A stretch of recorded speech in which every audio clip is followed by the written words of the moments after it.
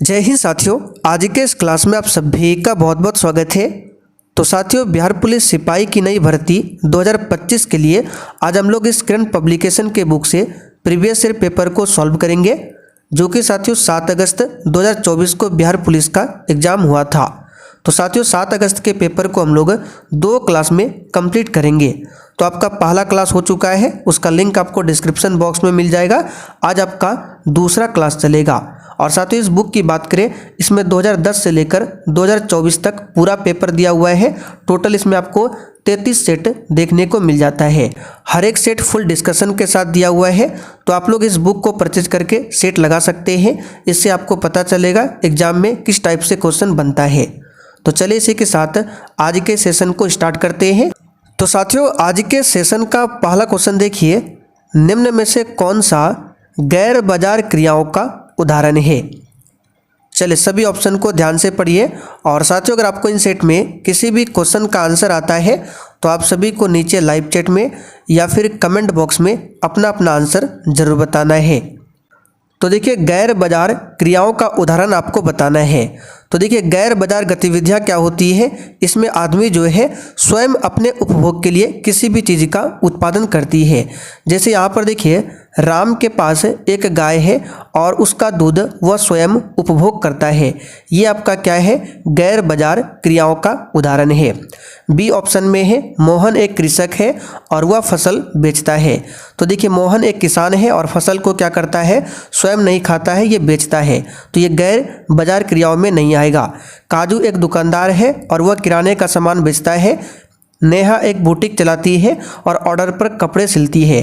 तो इन तीनों में आप लोग देखेंगे यहाँ पर जो काम हो रहा है किसी और के लिए, लेकिन यहाँ पर देखिए राम के पास एक गाय है और गाय का दूध जो है वह स्वयं उपभोग करता है। तो ये गैर बाजार क्रियाओं में आता है। दूसरा क्वेश्चन देखिए, बहुराष्ट्रीय निगमों की स्थिति में कौन सा सही नहीं है।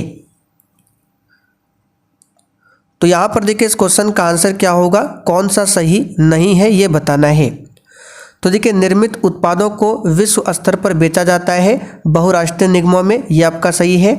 वस्तुओं एवं सेवाओं का विश्व स्तर पर उत्पादन नहीं किया जाता, ये गलत है। इसमें वस्तुओं और सेवाओं का विश्व स्तर पर उत्पादन किया जाता है। तो बी वाला ऑप्शन क्या है, ये सही नहीं है। बाकी उत्पादन को बढ़ते हुए जटिल तरीकों में संगठित किया जाता है, ये सब कथन आपका सही है। चलिए क्वेश्चन नंबर देखिए तीसरा, वह स्थान जहां शुक्राणु का अंडे से सामना होता है क्या है। चलिए बताइए क्वेश्चन 3 के लिए आंसर क्या होगा। साइंस क्लास में जब आपका बायोलॉजी क्लास फिर से स्टार्ट होगा तो वहां पर आपको पूरे डिटेल में ये सब क्वेश्चन बताएंगे, ठीक है। तो वह स्थान जहां शुक्राणु का अंडे से सामना होता है, यह स्थान कौन सा है, तो याद रखिएगा ये है आपका डिंब वाहिनी। यहाँ पर ए ऑप्शन आपका सही जवाब है, डिंब वाहिनी। चलिए क्वेश्चन नंबर देखिए चौथा, मानव शरीर का मुख्य समन्वय केंद्र कौन सा है।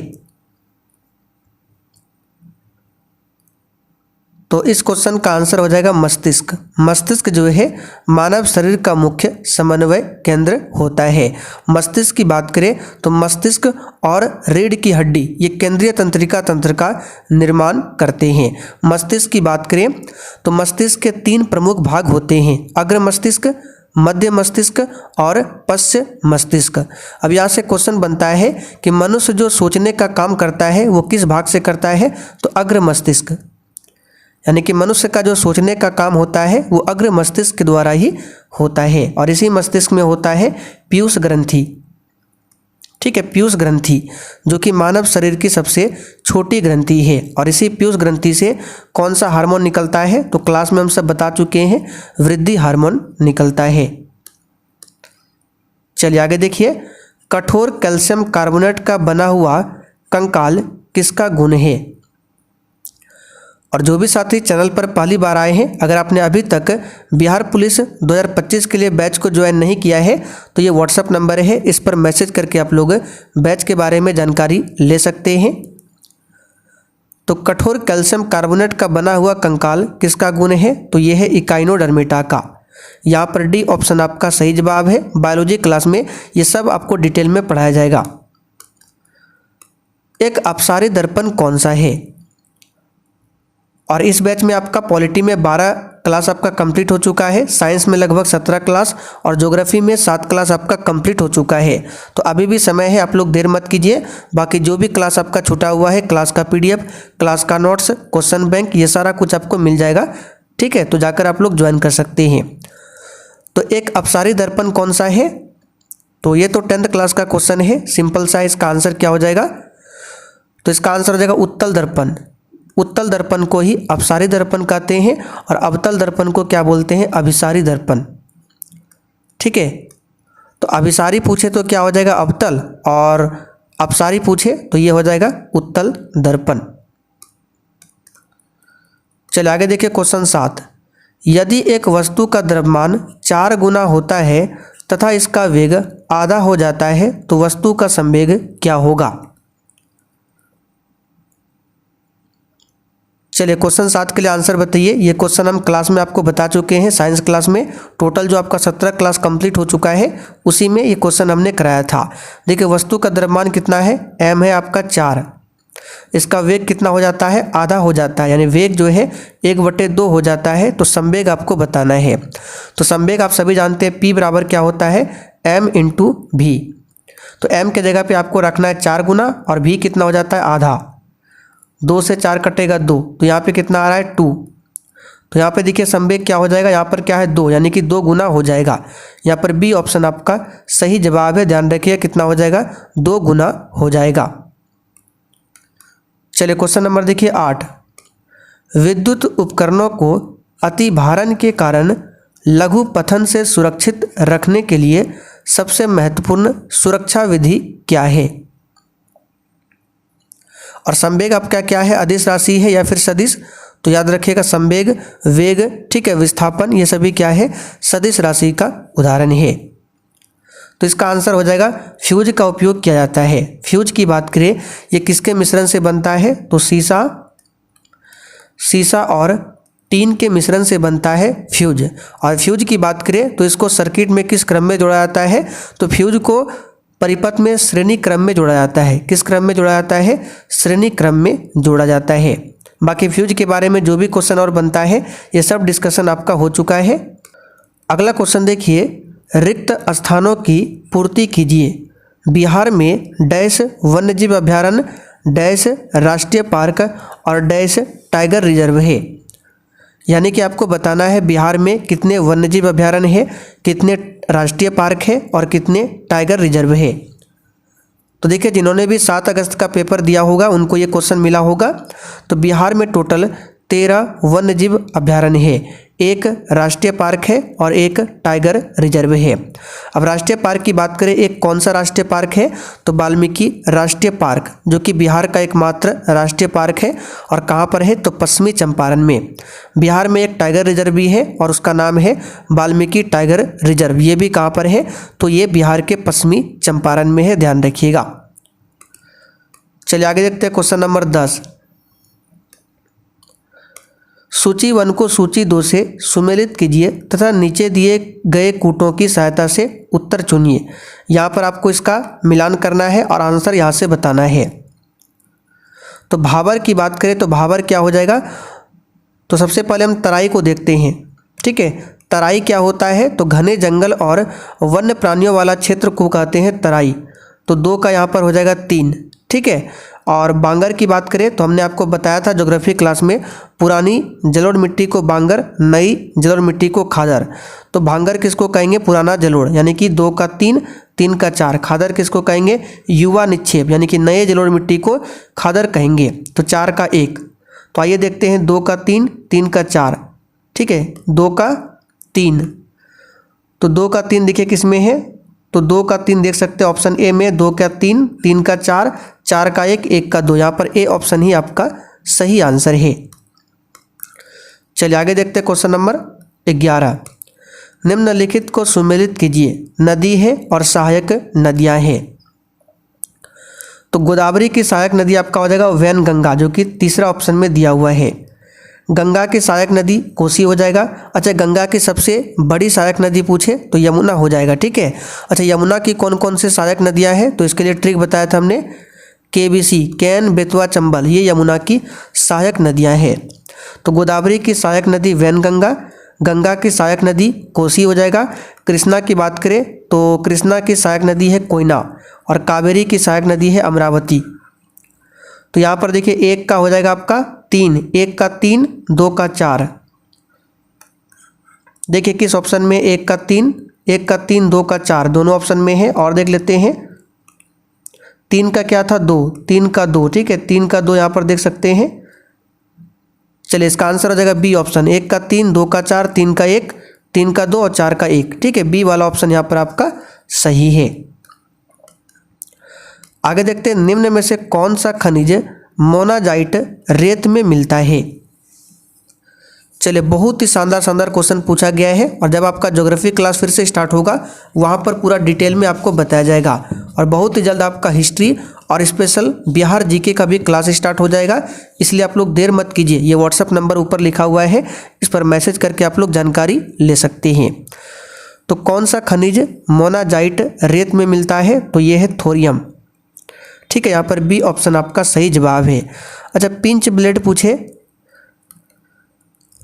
ये किसका अयस्क है, तो ये यूरेनियम का अयस्क है पिंच ब्लेड। कोयला की बात करें तो 4 प्रकार का कोयला होता है, जिसमें सबसे बढ़िया कोयला होता है एंथ्रासाइट, सबसे लो क्वालिटी का कोयला होता है पीट।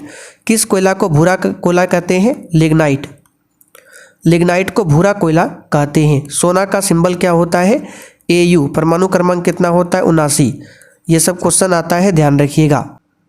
अगला क्वेश्चन देखिए मैथ का क्वेश्चन है, दो संख्याएं जिनका योग 28 है और गुणनफल 187 है, तो वह संख्याएं क्या है। देखिए अगर आपको बेसिक मैथ आता है तो बिल्कुल आराम से मैथ के क्वेश्चन को सॉल्व कर सकते हैं। बिहार पुलिस के एग्जाम में ज़्यादा हार्ड क्वेश्चन नहीं आता है मैथ से। तो दो संख्या जिनका योग 28 है, तो 28 में से मान लेते हैं एक संख्या है x, तो दूसरा क्या हो जाएगा 28 - x, ठीक है ये बेसिक मैथ है, जब आपका मैथ क्लास स्टार्ट करेंगे तो वहाँ पर बताएंगे। तो पहला संख्या x, दूसरा संख्या 28 - x। अब दोनों का गुणनफल कितना है 187, तो क्या करेंगे x गुना 28 - x बराबर कितना हो जाएगा 187। अब x से गुना कीजिए तो 28x माइनस क्या हो जाएगा x² बराबर 187, ठीक है। अब इसको इस तरह से लिख सकते हैं -x² प्लस 28x और -187 बराबर क्या हो जाएगा 0। यहाँ पर माइनस को कॉमन ले लेंगे तो क्या आ जाएगा आपका x² - 28x प्लस 187, ठीक है बराबर 0। अब ये द्विघात समीकरण आ गया। अगर आप इसे सॉल्व करना जानते हैं तो बिल्कुल आराम से आंसर निकाल सकते हैं। 10th का क्वेश्चन है, ठीक है। तो इसका आंसर बता देते हैं, जब मैथ क्लास पढ़ाएंगे तो वहाँ पर आपको बताएंगे। तो इसका आंसर हो जाएगा 11 और 17। द्विघात समीकरण है तो x का मान 2 आएगा, तो आंसर क्या आएगा 11 और 17। आप लोग सॉल्व कर लीजिएगा। यहाँ पे देखिए एपी का क्वेश्चन पूछा गया था, समांतर श्रेणी 11 7 3 ... के 15 पदों का योग यानी कि S15 का मान निकालना है, ठीक है। बिल्कुल 10th का आसान क्वेश्चन पूछा गया है। तो यहाँ पर A का मान 11 है, D का मान क्या आएगा -4, 7 में 11 जाएगा तो -4। अब SN का सूत्र आप सभी जानते हैं क्या होता है, n/2 × 2a + n - 1 × d, ठीक है यहाँ से निकाल सकते हैं। तो n का मान कितना है 15 पदों का बोल रहा है, तो n 15 है, तो 15/2 2 गुना a के जगह पर 11 रखना है प्लस n के जगह पे 15 रखना है -1, d के जगह पे -4 रखना है, ठीक है। तो 15/, यहाँ पे 2 हो जाएगा और यहाँ पे 22 हो जाएगा और यहाँ पे क्या हो जाएगा 15 में 1 जाएगा, कितना बचेगा 14। 14 गुना 4 करेंगे तो 56 और माइनस प्लस हो जाएगा तो -56, ठीक है। तो 15/2 गुना 56 में 22 को माइनस घटाएंगे तो कितना आएगा, तो 6 में 2 जाएगा 4, 5 में 2 जाएगा 3 यानी कि -34। 2 से 34 को काटेंगे तो -17। अब -17 गुना 15 करेंगे तो आपका आंसर कितना आ जाएगा 255, -255 आप लोग कर सकते हैं। बी ऑप्शन यहाँ पर आपका सही आंसर है। चलिए आगे देखिए क्वेश्चन 15। डैश में SER विष तथा दबाव को निराविषीकरण करने में महत्वपूर्ण भूमिका निभाते हैं। तो यहाँ आंसर क्या हो जाएगा यकृत कोशिका। यकृत कोशिकाओं में चिकनी एंडोप्लाज्मिक रेटिकुलम, जिसको बोलते हैं शॉर्ट में SER, चिकनी एंडोप्लाज्मिक रेटिकुलम, जिसको क्या बोलते हैं SER, ठीक है। तो आंसर क्या हो जाएगा यकृत कोशिकाओं। चलिए यहाँ पर मिलान करना है, कॉलम 1 को कॉलम 2 से मिलाना है। द्रव संयोजी उत्तक, तो आप सभी जानते हैं द्रव यानी कि तरल, तरल संयोजी उत्तक क्या है तो आपका रक्त, तो 1 का यहाँ पर आपका क्या हो जाएगा 3। उपकला उत्तक क्या है तो त्वचा को बोलते हैं उपकला उत्तक।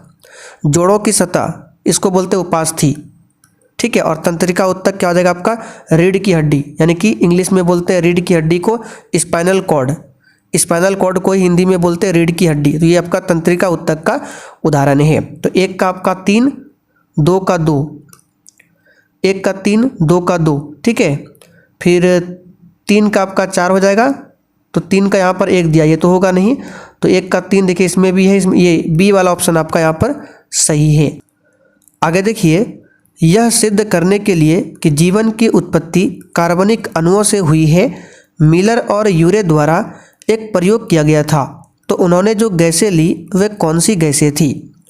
और साथियों ये 7 अगस्त का पेपर है, इसको हम लोग 2 पार्ट में कवर करेंगे, ठीक है। तो पार्ट 1 आपका कवर हो चुका है, उसका लिंक आपको डिस्क्रिप्शन बॉक्स में मिल जाएगा। ये आपका आज पार्ट 2 चल रहा है। तो पार्ट 1 में पॉलिटी का भी कुछ क्वेश्चन था, और पॉलिटी में आपका बिहार पुलिस बैच में टोटल 12 क्लास कंप्लीट हो चुका है। तो जिन्होंने ये 12 क्लास कंप्लीट किया है, अब उनको पॉलिटी का क्वेश्चन बहुत ही आसान लग रहा होगा। तो यहाँ पर इसका आंसर क्या हो जाएगा, चलिए बताइए। इसका आंसर हो जाएगा आपका ऑप्शन चौथा, मीथेन, अमोनिया और हाइड्रोजन सल्फाइड। चलिए आगे देखते हैं, निम्नलिखित में से किस माध्यम में ध्वनि सबसे तेज गति से चलती है। तो ये क्वेश्चन कई बार बता चुके हैं। ध्वनि सबसे अधिक ठोस में चलती है, उससे कम द्रव में, सबसे कम गैस में, और ध्वनि निर्वात में गमन नहीं करती है। तो ये तो आंसर होगा नहीं। अब तीनों में सबसे ठोस कौन होगा तो स्टील, तो स्टील में सबसे तेज गति से चलेगी। कौन सी नदी दक्षिण गंगा के नाम से भी जानी जाती है। चलिए बहुत ही सिंपल सा क्वेश्चन है। गोदावरी नदी को दक्षिण गंगा के नाम से जानते हैं, लेकिन दक्षिण की गंगा पूछे तब आपका आंसर क्या होगा, दक्षिण की गंगा। और ये क्वेश्चन जब एग्जाम में आया होगा तो बहुत सारे बच्चे जो है कन्फ्यूजन में, कोई कावेरी आंसर लगाए होंगे तो कोई गोदावरी। तो आपको बता देते हैं ट्रिक, दक्षिण की गंगा, की मिले तो आपको कावेरी करना है, का से की, का से कावेरी, लेकिन सिर्फ दक्षिण गंगा पूछे तो गोदावरी, ठीक है। गोदावरी नदी की लंबाई 1400 कितना है 65 किलोमीटर है। गंगा नदी की लंबाई कितनी है 2525 किलोमीटर है। अच्छा, गोदावरी नदी का उद्गम स्थल कहाँ से है, आइए इसको भी बता देते हैं।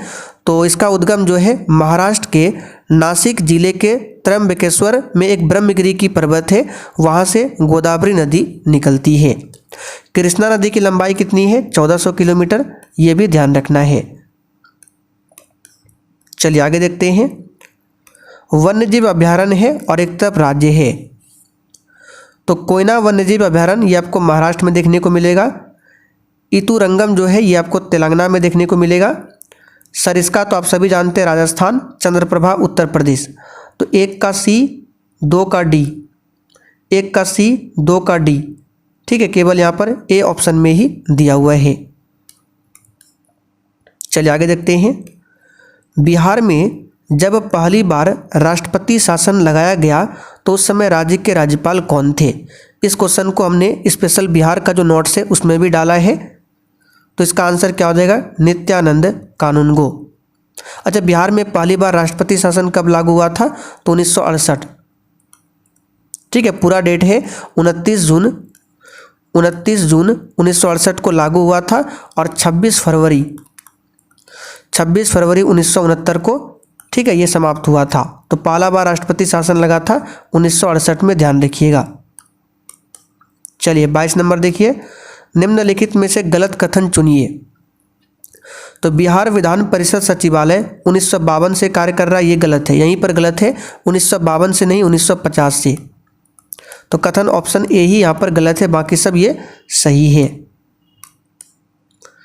चलिए, लॉर्ड से उसी प्रकार संबंध थे। यहाँ पर देखिए क्वेश्चन में थोड़ा सा टाइपिंग एरर है। यहाँ पर शुरुआत में होगा डैश, लॉर्ड से उसी प्रकार संबंध थे जिस प्रकार मध्यकालीन समय में लॉर्ड राजा से संबंधित थे। तो यहाँ पर इसका आंसर है सामंत यानी कि नाइट। सामंत लॉर्ड उसी प्रकार से संबंधित है जिस प्रकार मध्यकालीन समय में लॉर्ड राजा से संबंधित था। ये हम आपको हिस्ट्री क्लास में डिटेल में बताएंगे, ठीक है। अभी आपका हिस्ट्री क्लास स्टार्ट नहीं हुआ है। कालीबंगा पुरातत्व स्थल किस पर्वतीय राज्य में स्थित है? तो कालीबंगा राजस्थान के हनुमानगढ़ जिले में स्थित है। तो यहाँ आंसर क्या हो जाएगा? राजस्थान, ठीक है। अगर आपसे पूछे लोथल कहाँ पर है तो ये गुजरात में है, भोगवा नदी के किनारे। मोहनजोदड़ो पूछे पाकिस्तान में है। शेख निजामुद्दीन औलिया की दरगाह कहाँ पर स्थित है? यहाँ पर आपको ऑप्शन के अकॉर्डिंग आंसर करना है। तो इसका आंसर क्या हो जाएगा? ग्यासपुर में। कहाँ पर है? ग्यासपुर में, ठीक है, याद रखिएगा कहाँ पर है? ग्यासपुर में। इसरो का मानव अंतरिक्ष उड़ान केंद्र किस शहर में स्थित है? तो इसरो के बारे में कई बार बता चुके हैं। इसकी स्थापना 15 अगस्त 1969 को किया गया था। इसका हेडक्वार्टर कहाँ पर है? तो कर्नाटक की राजधानी बेंगलुरु में इसरो का हेडक्वार्टर है। अच्छा, डीआरडीओ का हेडक्वार्टर पूछे तो दिल्ली में है। निम्नलिखित में से कौन सा मिश्रण है? तो वायु क्या है? एक प्रकार का मिश्रण है। यहां पर भी ऑप्शन सही है। चलिए, निम्नलिखित में से कौन सा धातुओं की अभिक्रियाशीलता के घटते क्रम का सही निरूपण है? तो धातुओं की क्रियाशीलता, इसके बारे में कई बार साइंस क्लास में बता चुके हैं और इसका नोट्स भी हम डाल चुके हैं। तो अगर आप डेली नोट्स तैयार कर रहे हैं तो ये क्वेश्चन आपके लिए बहुत ही आसान होगा। तो क्रियाशीलता श्रेणी में सबसे ऊपर आता है पोटेशियम। पोटेशियम से नीचे आपका आता है सोडियम, यहाँ पर एक बार लिख देते हैं। उससे नीचे आपका आता है लिथियम। तो पोटेशियम, सोडियम, लिथियम, उसके बाद आपका आता है कैल्शियम, फिर आता है मैग्नीशियम, उसके बाद फिर आपका आता है एल्युमिनियम, जिंक, ठीक है। जिंक के बाद आयरन, आयरन के नीचे कॉपर, कॉपर के नीचे सिल्वर, सिल्वर के नीचे गोल्ड, इस तरह से कुछ आता है। तो क्रम आपको बताना है। तो सबसे ऊपर पोटेशियम होगा। तो यहाँ पर देखिए ऑप्शन सही छांट सकते हैं हम लोग। बी, सी, डी कोई भी नहीं होगा क्योंकि सबसे ऊपर पोटेशियम होता है। तो केवल ए ऑप्शन में ही दिया हुआ है। तो पोटेशियम से नीचे एल्युमिनियम है, देख सकते हैं यहाँ पर एल्युमिनियम है। फिर जिंक दिया हुआ है, इसी के नीचे जिंक है, फिर कॉपर देख सकते हैं, ठीक है। तो ऑप्शन के अकॉर्डिंग यहाँ पर आंसर अगर करते हैं। चलिए आगे देखते हैं। यदि ax² + bx + c = 0 एक द्विघात समीकरण है तो a का मान नहीं हो सकता है। अब थोड़ा सा दिमाग लगाइए। अगर हम a के जगह पे 0 रख देते हैं, देखिए क्या है, पहले लिख देते हैं ax² + bx + c। अगर a के जगह पे हम 0 रख देते हैं तो 0 × x² क्या हो जाएगा? 0। तो बचेगा आपका क्या? bx + c। क्या ये द्विघात समीकरण है? नहीं है, ये रैखिक समीकरण हो जाएगा। तो अगर हम a के जगह पे 0 रख देते हैं तो ये द्विघात समीकरण नहीं बनेगा। इसलिए a का मान 0 कभी नहीं हो सकता है। बाकी 1 रख सकते हैं, 2 रख सकते हैं, 3 रख सकते हैं, ये सब चलेगा, लेकिन यहाँ पर 0 नहीं रख सकते हैं। यदि tan a = 1/2 तो cos a का मान क्या होगा? देखिए बिल्कुल 10th लेवल का क्वेश्चन पूछा जाता है। तो tan a बराबर आप सभी जानते हैं क्या होता है? लंब बटे आधार। यहाँ पर लिख देते हैं हिंदी में लंब बटे आधार। और आपको निकालना है cos a। तो cos a बराबर क्या होता है? आधार बटे कर्ण। क्या होता है? आधार बटे कर्ण। तो आधार तो आपका कितना दिया है? 2, यानी कि ऊपर आपका क्या आएगा? 2 आएगा, ठीक है। तो ऑप्शन के हिसाब से चले तो आप लोग तुरंत आंसर बता सकते हैं डी ऑप्शन, क्योंकि आधार ऊपर है तो आधार यहाँ पे 2 है, तो ऊपर में केवल एक ही ऑप्शन में 2 है, आपको निकालने की भी जरूरत नहीं है।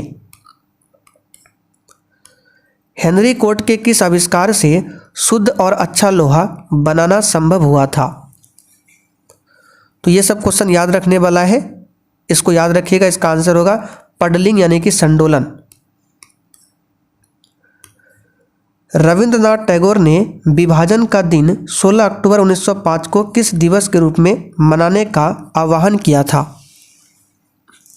देखिए आपको याद होगा बंगाल का जो विभाजन हुआ था 1905 में हुआ था, ठीक है। 20 जुलाई 1905 को भारत के तत्कालीन वायसराय लॉर्ड कर्जन ने किया था और 16 अक्टूबर 1905 को बंगाल विभाजन प्रभाव में आया था, ठीक है। तो रविन्द्रनाथ टैगोर ने विभाजन के दिन 16 अक्टूबर 1905 को राखी दिवस के रूप में मनाने का आह्वान किया था। किस वर्ष में बिहार को राज्य का दर्जा मिला और पटना राजधानी बनी? अब ऑप्शन के अकॉर्डिंग चलना है। ऐसे बिहार की स्थापना हुआ था 22 मार्च 1912 को, तो ऑप्शन में तो 1912 नहीं है, लेकिन राजधानी कब पटना बना था?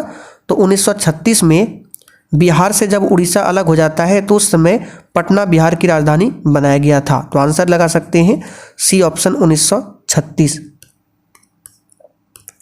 जल के अणु में बंध की प्रकृति क्या है? चलिए क्वेश्चन बता चुके हैं। तो जल के अणु में बंध की प्रकृति होती है सहसंयोजी आबंध। C6H14 के लिए संरचनात्मक समावयवों की संख्या क्या होगी? अच्छा, C6H14 क्या है? तो ये आपका हेक्सेन है और इसमें संरचनात्मक समावयवों की संख्या हो जाएगा कितना? तो 5। कितना हो जाएगा? 5। इसको डायरेक्ट याद रखिए। अल्फा कण क्या है? बिल्कुल सिंपल सा क्वेश्चन है। अल्फा कण आपका द्विआवेशित हीलियम आयन होता है। अच्छा, अल्फा कण यहाँ पे क्वेश्चन बन सकता है, अल्फा कण की खोज किसने किया था? तो याद रखिएगा अर्नेस्ट रदरफोर्ड ने। अर्नेस्ट रदरफोर्ड ने अल्फा कण का खोज किया था। कंप्यूटर में इनपुट प्रोसेसिंग व आउटपुट डिवाइसों को जोड़ने का कार्य कौन करता है? तो ये मदरबोर्ड करता है। कौन करता है? मदरबोर्ड। निम्नलिखित में से कौन सा एक भारत में वनों का प्रशासनिक वर्ग नहीं है? तो प्रशासन के अनुसार वनों को 3 प्रकार में इसे बांटा गया है। एक आपका आरक्षित वन आता है, ठीक है। आरक्षित वन में क्या आता है? तो इस प्रकार के वन सीधे सरकार के नियंत्रण में होते हैं, ठीक है। और यहाँ लकड़ी काटना, लकड़ी इकट्ठा करना या पशुओं को चराने पर प्रतिबंध होता है आरक्षित वन में।